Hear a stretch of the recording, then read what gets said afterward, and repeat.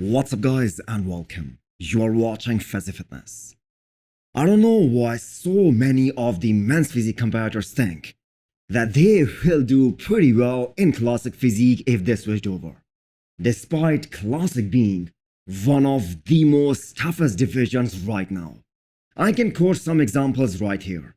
Jeremy Potvin, a top men's physique competitor, announced that he no longer will compete in men's physique like a year back, but soon came to the realization that it is probably gonna take him ages to bring up his legs to match his upper half.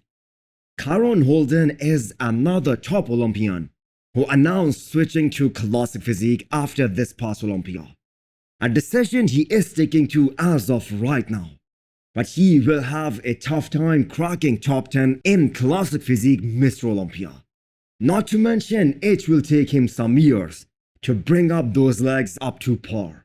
And let me clarify something here. Both of these mentioned athletes here have great potential of becoming a Mr. Olympia in men's physique division, as both of them have placed as high as top 3 in the previous years.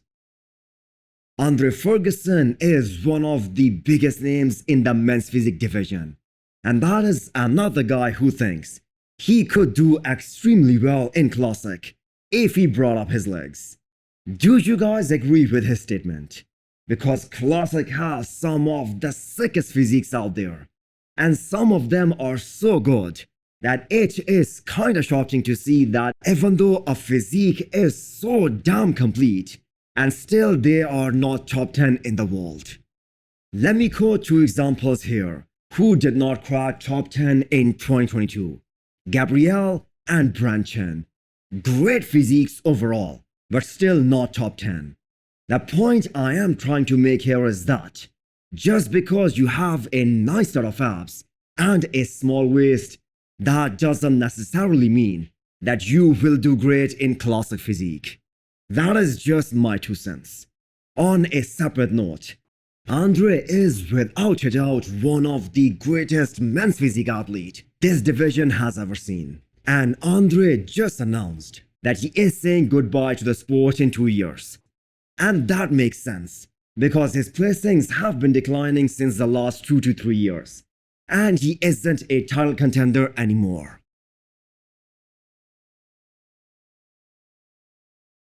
Do you guys think that Horse MD will do well in the open bodybuilding whenever he decides to make his pro debut? He says he is weighing 286 pounds right now, and he will continue to grow for now. It is amazing to see how much this sport has evolved over the years. So many guys weighing closer to 290 pounds, and that too with visible abs. Some would argue that the drugs and the PEDs have lots to do with staying lean all year long. Marcelo wasted a lot of time trying to make classic physique weight. He prepped and suffered for 16 plus weeks, and all of that went in vain because he still could not get down to the required body weight. That time could have been utilized to simply grow into the open class and have an impactful pro debut. We do not know whether he plans to step on stage this year or next year, but whenever he does, he will have a lot of eyes on him. Last few updates from the Arnold Classic Brazil before we get this show rolling. The 22-year-old phenomena Emir is looking granite hot hours before the show. Looks like Chris has dialed him in once again. Will be interesting to see how big he looks compared to his version that we saw last year, because he was asked to put on some more mass.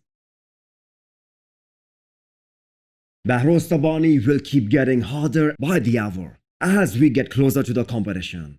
His thickness from the side continues to get more and more impressive, and the only way he loses this show is if he makes some last-minute peaking mistake and misses his mark.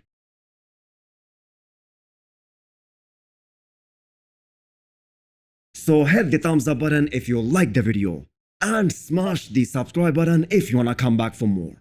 Thanks for watching.